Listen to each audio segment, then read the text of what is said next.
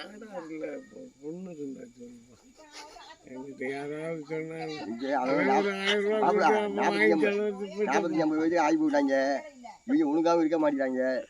ஒரு பேர் சம்பாதிக்கானா அதுவும் கிடையாது. குடிப்பழக்கத்துக்கு அடிமையாகிட்டாங்க. பெண்கள் கூட படிச்சுட்டு பெரிய ஆள் ஆகிட்டாங்க. கல்யாணம் பத்திரிக்கையில் வந்து சும்மா கல்யாணம் இருக்கா. இப்போ பொண்ணு வேற போட்டிருக்காங்க. பிசி எம்பிசியும் போட்டிருக்காங்க. அதெல்லாம் காலங்கள் மாறி போச்சு. அதான் புத்தின்னு கரையாக இருக்கல வேலை கிடையாது. இளைஞர்கள் அணிஞ்சிக்கிட்டு இருக்காங்க. இளைஞர் வருங்காலம் தூணும் இல்லை சொன்னாங்க அப்படின்னா அது வேஸ்ட்டாப்ல. இன்றைக்கி வீட்டில் பிராந்தி கடை என்றைக்கு ஒழிக்கிறாங்கன்னா அதுக்காக நீங்கள் பேசுங்களாம்ல. இந்த பிராந்தி கடை ஒவ்வொரு குடும்பம் இன்றைக்கி ஒரு காலத்தில் வந்து மேல்தட்ட மக்களும் சாப்பிட்டாங்க. இப்போ அனைத்து மட்டும் தட்டு மக்களும் சாப்பிட்றாங்க. உண்மை தானாப்புல. பிராந்தி கடை என்றைக்கு இது நீடிச்சிச்சுன்னா இது வரைக்கும் 30 வருஷங்களுக்கு இளைஞர்கள் ஒரு இதுவே இருக்காது. அப்படியே இருந்தால் ஆன்மீகம் இல்லாமல் போயிடும்.